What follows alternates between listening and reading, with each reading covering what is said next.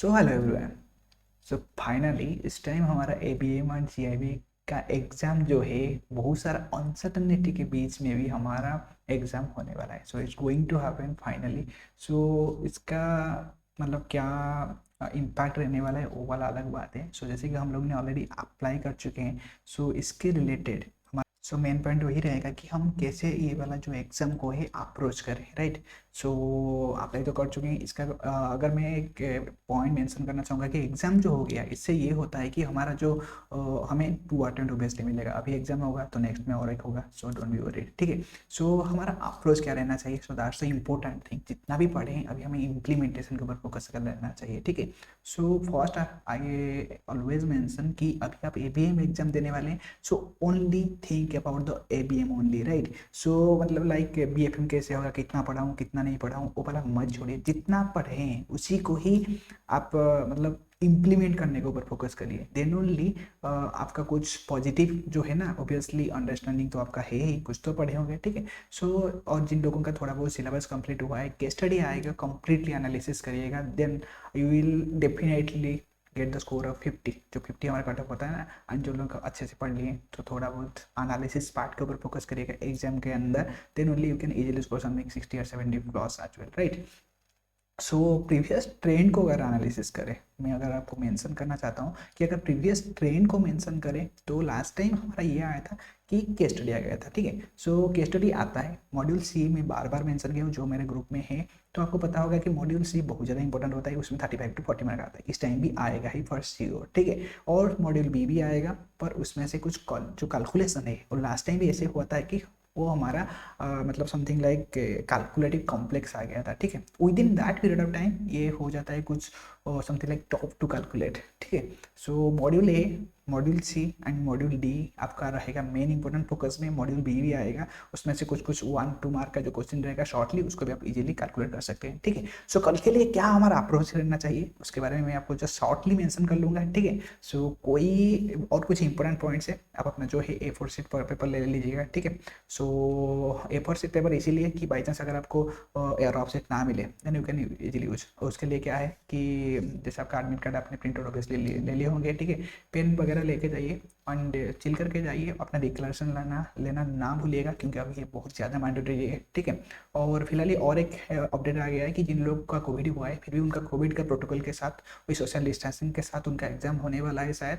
तो ये भी एक है important update. Still check the IIBF website and by mailing them. So अभी तो फिलहाल शायद उनका भी एग्जाम कल आपको होने वाला है, ठीक है। सो उसके साथ ही हमारा अप्रोच जो है मेन इंपॉर्टेंट है कि एग्जाम के अंदर हमारा अप्रोच कैसे होना चाहिए, ठीक है। सो उसको मैं आपको शॉर्टली बस मेंशन कर दूंगा। सो लेट्स कुछ जल्दी से ख़त्म करते हैं इसको, ठीक है। सो मेन इंपॉर्टेंटली जो कल हमारा एग्जाम है उसके ऊपर हमारा अप्रोच ऐसा रहना चाहिए कि ऑब्वियसली देखिए आपका जो है समथिंग लाइक केस स्टडी, ठीक है। So case study for sure आएगा। सो इसके लिए आपको क्या कर लेना है, वी नीड टू एनालाइज, ठीक है। सो हमारे पास जो 2 आवर रहेगा ना, सो इसको 2 आवर को कम्प्लीटली यूज करिएगा, ठीक है। सो एक एक बाद आप जाइएगा, ठीक है। मॉड्यूल सी, जो मॉड्यूल सी HRM है उससे आपका क्वेश्चन आ रहा है, ठीक है। सो आपका जो केस स्टडी दे रहा है ना, वो आपको हेल्प करता है एनालिसिस करने के लिए एंड ऑल्सो आंसर करने के लिए। सो केस स्टडी को आराम से पढ़िएगा। सो एक और सजेशन है, आप ना पहले क्वेश्चन पढ़ लीजिएगा। क्वेश्चन में क्या पूछा है, एक्चुअली क्वेश्चन में ना केस स्टडी रिलेटेड नहीं है, वो डेफिनेशन पूछता है, ठीक है। सो आप HRM का पहले क्वेश्चन पढ़िएगा, क्या वो डिमांड करता है उसके अकॉर्डिंगली ही आप केस स्टडी को एनालिसिस करिएगा, ठीक है। सो आपको एक ओवरऑल आइडिया मिल जाएगा कि कैसे एनालिसिस कर लेना है, ठीक है। सो इम्पोर्टेंट है कि आपको एनालिसिस करना है, कंप्लीटली 2 आवर्स का यूज करना है, ठीक है। और जैसे आपका न्यूमेरिकल रहा, तो न्यूमेरिकल को अगर आपको फॉर्मूला याद है देन ट्राई करिए जल्दी से कैलकुलेट करने के लिए। If you don't know just skip it, ठीक है। और पहले जो आता है, जो भी आपका हो सकता है, समथिंग लाइक डुएबल क्वेश्चन को सॉल्व कर लीजिए जो आपके द्वारा हो सकता है, ठीक है। और उसके बाद ये 2 फेज में होना चाहिए, ठीक है। एक करके चाहिए जल्दी से, और ट्राई करिएगा कि 1 गो में ही सॉल्व करने के लिए। ऐसा नहीं कि आप करते गए और आके देखें कि यार मेरा अटेम्प्ट 30 भी नहीं हुआ, ठीक है। सो इसमें से आपका जो 30 क्वेश्चन है ना, आउट ऑफ समथिंग लाइक कि 30 क्वेश्चंस ऐसा रहेगा जो आपसे हो ही जाएगा, इजी क्वेश्चन आता है, ठीक है। अगर कोई पढ़ता भी नहीं है ना, और एक ये मतलब सबसे बड़ा एक इम्पोर्टेंट है कि जो पढ़ते भी नहीं है ना वो भी, अगर आप ऐसे भी जाएंगे अटेम्प्ट करने के लिए तो आपका 40 तो ऐसे ही आ जाएगा। सो जो गेम है, जो CIB का गेम है ना, वो समथिंग लाइक जो नेक्स्ट 5 to 10 मार्क्स है, हम पकड़ लेते हैं 50 हमारा, क्योंकि इट्स ए सेफ जोन, ठीक है। सो नेक्स्ट 10 मार्क के लिए ही हमारा जो नेक्स्ट जो पढ़ते हैं इतना ना, वो इतना सब कुछ उस 10 मार्क्स के लिए है, ठीक है, क्योंकि एक एक मार्क से बंदों का रुक जाता है, ठीक है। सो इसीलिए आपको फोकस कर लेना है कि जितना कर रहे हैं विथ एक्यूरेसी करिए, और उसके बाद पकड़ लीजिए आपका 50 हो गया, उसके बाद आप 10 to 20 मार्क्स का ले सकते हैं, ठीक है।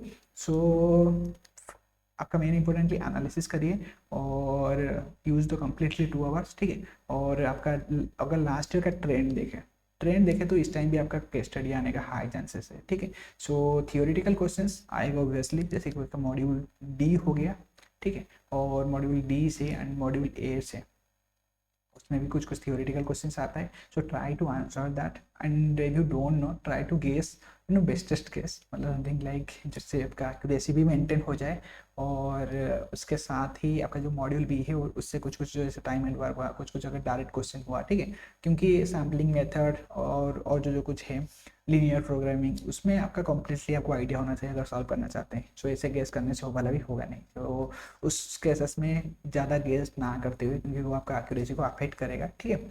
सो बिंदास जाइए जितना भी पढ़ें, सो डोंट बी वरीड, ठीक है। सो जो भी होगा आपका efforts will always make you to stand off and go forward, right. So अपने ऊपर भरोसा रखिए, जस्ट एंजॉय द टाइम, ठीक है, क्योंकि ऐसे भी आर ऑल्सो वर्किंग, ठीक है, बहुत सारा है। सो इस टाइम को एंजॉय करिए, इट्स नॉट लाइक, ठीक है, आपने जितना एफर्ट दिए हैं, अभी अगर आप सेशन देख रहे हैं, देन अगर आपका कल 4 बजे है, then you have something like 12 hours, right. So इसको भी आप यूटिलाइजेशन करिए। जिन लोगों का फर्स्ट है आप अभी रेस्ट लीजिए, जिनका फर्स्ट शिफ्ट है पकड़ लीजिए, जिन लोगों का फास्ट शिफ्ट है वो लोग का भी रेस्ट करिए, ठीक है, बिंदास जाइए, जितना भी हो सके बेस्टेस्ट ट्राई करिएगा अपना एफर्ट्स देने के लिए, ठीक है।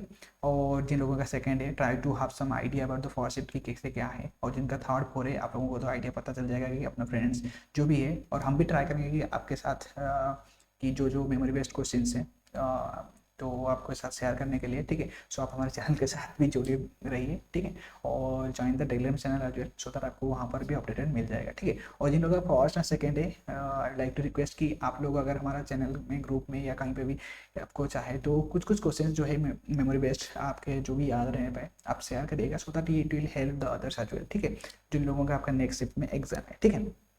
और इम्पोर्टेंटली BFM रिटेल, इसके बारे में सोचने का ज़रूरत नहीं, पहले BM को आप क्लियर कर लीजिए, it will have a good impact further, ठीक है।